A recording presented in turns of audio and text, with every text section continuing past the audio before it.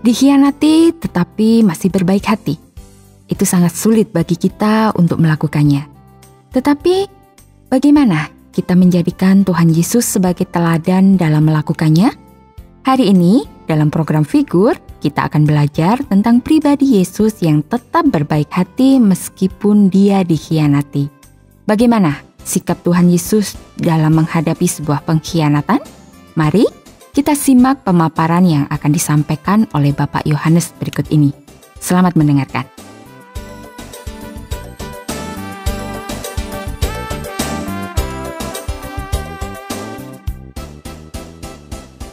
Saudara, sebuah momen yang sangat bersejarah dalam pelayanan Yesus, yaitu tatkala ia memilih orang-orang untuk menjadi murid-muridnya. Namun proses pemilihan murid-murid Yesus yang selalu menyertai dia dalam pelayanan memang melewati sebuah proses yang sangat-sangat serius.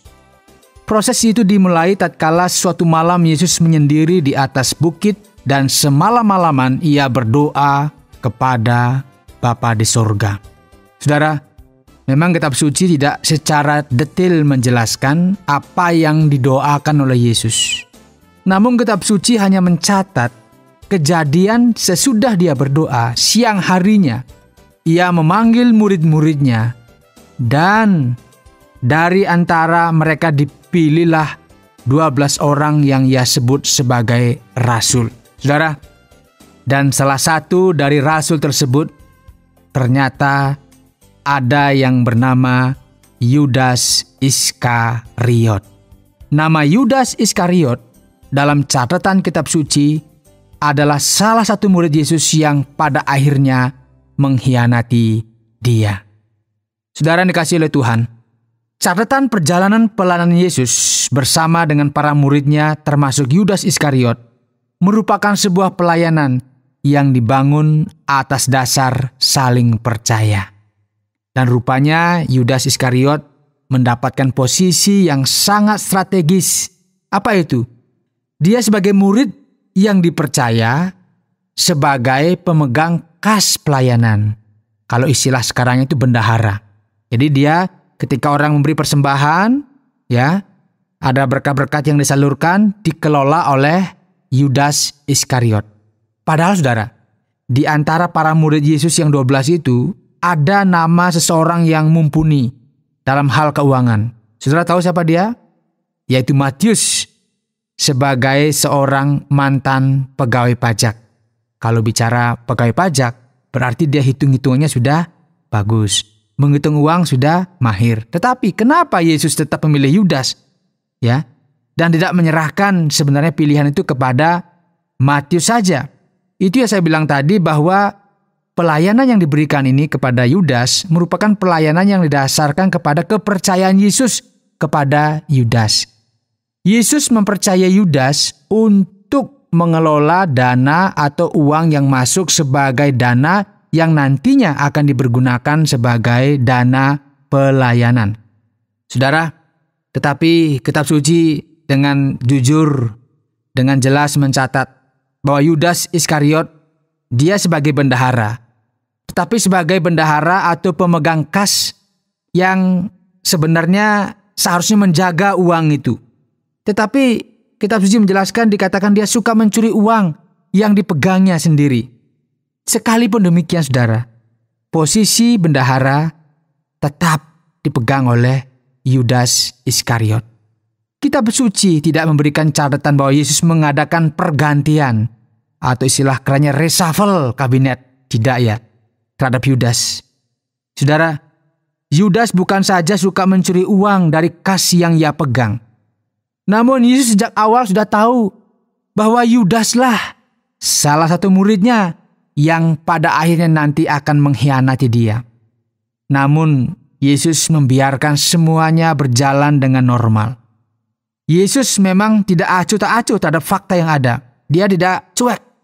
Sebaliknya ia senantiasa memberikan peringatan demi peringatan, teguran demi teguran yang keras kepada Yudas. Nah, teguran ini diberikan salah satunya dalam peristiwa ketika Yesus ada di rumah Lazarus di Betania. Kita tahu saudara, Lazarus dulu dibangkitkan oleh Yesus, kemudian dia ada di sana, dan pada saat itu ada momen di mana Maria meminyaki kaki Yesus dengan minyak narwastu yang dibilang harganya sangat mahal. Dan saat itulah ada semacam protes dari Yudas. Dia bilang apa? Waduh, untuk apa pemborosan ini? Kan lebih baik minyak itu dijual dan uangnya diberikan kepada orang miskin.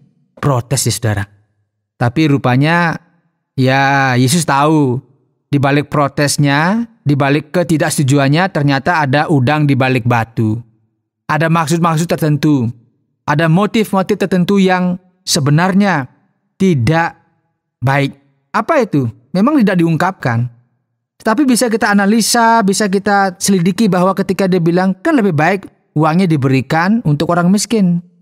Kan tidak langsung diberikan kepada orang miskin saudara. Artinya dikelola dulu oleh bendahara. Siapa bendaharanya? Ya Yudas. Jadi dia sebenarnya ingin bilang apa? Bahwa kasih saya uang itu sak kelola. Tapi di sisi lain kitab suci mencatat dia suka mengambil uang itu. Artinya apa? Ada keserakahan, ada ketamakan yang ada dalam diri Yudas. Nah saudara, melihat keluhan atau protes yang diberikan oleh Yudas ini, Yesus saudara secara terbuka menegur dia dengan berkata, biarkanlah dia melakukan hal ini mengingat hari penguburanku.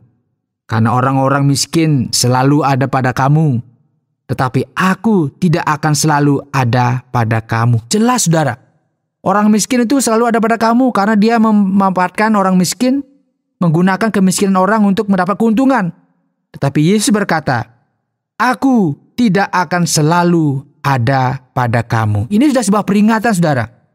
Sudah sebuah teguran kepada Yudas. Tapi rupanya Yudas namanya sudah ketutup matanya oleh uang, nggak terlalu peduli juga.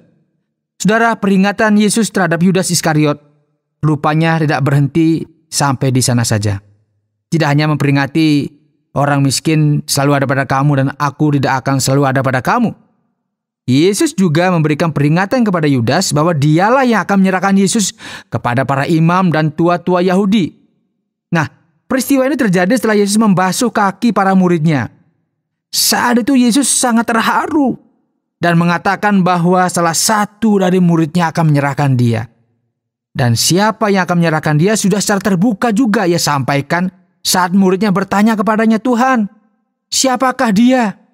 Kemudian Yesus menjawab, dialah itu yang kepadanya aku akan memberikan roti sesudah aku mencelupkannya. Sesudah berkata demikian, ia mengambil roti, mencelupkannya, dan memberikannya kepada Yudas, anak Simon Iskariot. Saudara, perilaku Yudas Iskariot rupanya mencapai puncaknya ketika ia malam-malam membawa orang-orang yang bersenjatakan pedang dan bentungan. Untuk apa saudara? Bukan untuk siskamling, bukan untuk jaga malam, bukan untuk melindungi Yesus dan para murid. Karena pada saat itu Yesus baru selesai berdoa semalaman di Taman Getsemani. Tapi dia datang membawa orang bersenjatakan pedang dan bentungan untuk apa? Mendatangi Yesus yang sedang berkumpul dengan para murid saat itu. Orang-orang ini merupakan suruhan para imam dan tua-tua orang Yahudi. Saat itu saudara, tanpa merasa bersalah sedikit pun, Yudas Iskariot dengan tenangnya memberi salam kepada Yesus. Salam Rabi, lalu mencium Yesus. Tidak ada masalah. Sepertinya jalannya semua bagus. Tapi bagaimana reaksi Yesus saat itu? Dia marah? Apakah dia bilang, wah kamu ini munafik? Tidak saudara. Sebaliknya dengan tetap tenang dan penuh persahabatan, Yesus berkata kepada Yudas Iskariot, hai teman, untuk itukah engkau datang? Saudara, sebagai guru dan tentunya juga sahabat bagi Yudas Iskariot, Yesus sangat merasakan apa itu dikhianati. Yesus dikhianati bukan saja saat Yudas membawa rombongan yang akan menangkapnya, melainkan juga ketika mereka masih bersama, sudah merasa bahwa ini Yudas ini bermuka dua. Yudas telah mengkhianati Yesus dengan menyepelekan kepercayaan yang sudah diberikan kepadanya sebagai pemegang keuangan pelayanan. Dan pengkhianatan itu telah mencapai puncaknya saat Yudas Iskariot membawa orang-orang untuk menangkap Yesus. Sekalipun demikian, Yesus tetap melakukan apa yang baik bagi Yudas Iskariot. Perbuatan baik yang Yesus lakukan bagi Yudas Iskariot adalah bahwa Yesus tetap menerimanya sebagai bagian dari para murid yang telah Dia pilih, sekalipun Yudas Iskariot telah mengkhianati kepercayaan sebagai pemegang kas pelayanan. Dan juga Yesus tetap memberikan peringatan kepada Yudas Iskariot untuk menyadari kesalahannya dan kembali ke jalan yang benar. Bahkan saat Yudas Iskariot membawa rombongan orang-orang yang ingin menangkapnya, dengan tenang Yesus menyapa Yudas sebagai temannya, bukan sebagai musuhnya, sebagai temannya. Dibilang, "Hai teman, hai sobat, hai saudara, teman." Saudara, Yudas selalu diberi kesempatan untuk bertobat, dan walaupun pada akhirnya keputusan tetap ada di tangan Yudas Iskariot. Saudara, inilah sikap yang telah ditunjukkan oleh pribadi yang bernama Yesus Kristus. Ia adalah pribadi yang penuh dengan kasih sekalipun dikhianati oleh murid yang disebutnya sebagai temannya, yaitu Yudas Iskariot. Yesus tidak berhenti untuk mengasihi Yudas Iskariot dan selalu menunggu agar dia kembali ke jalan yang benar. Bahkan saat ia diserahkan kepada orang-orang suruhan imam dan tua-tua Yahudi, Yesus tetap menyapa Yudas Iskariot dengan sepanggilan, "Hai teman." Saudara, hanya pribadi yang penuh kasih sajalah yang mampu berbuat kebaikan sekalipun telah dikhianati, seperti yang telah dilakukan oleh Yesus Kristus, Tuhan dan Juru Selamat kehidupan kita. Mari tetap berbuat baik seperti teladan Tuhan Yesus Kristus, walaupun mungkin kita mengalami pengkhianatan dari orang terdekat kita.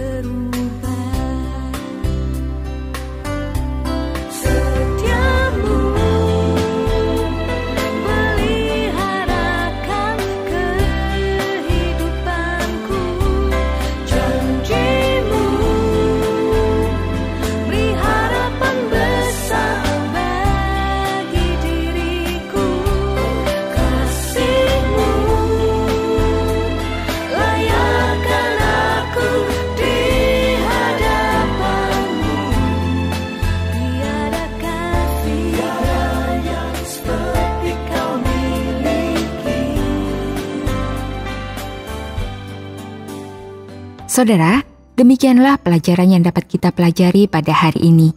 Bahwa Tuhan Yesus adalah pribadi yang lemah lembut dan penuh kasih dalam menghadapi pengkhianatan sekalipun. Saudara dapat belajar lebih banyak lagi tentang pribadi Yesus melalui program Figur yang disiarkan melalui radio kesayangan saudara. Jika saudara rindu untuk memberikan kesaksian ataupun mau bertanya lebih banyak lagi tentang siapakah Yesus, silakan kirimkan surat saudara ke Tromol Pos 261 Batu 65302 Jawa Timur, atau bisa juga melalui SMS ke nomor 081 333 777 386. Kiranya program Figur ini memberkati saudara. Dan sampai jumpa dalam pelajaran-pelajaran selanjutnya. Tuhan Yesus memberkati.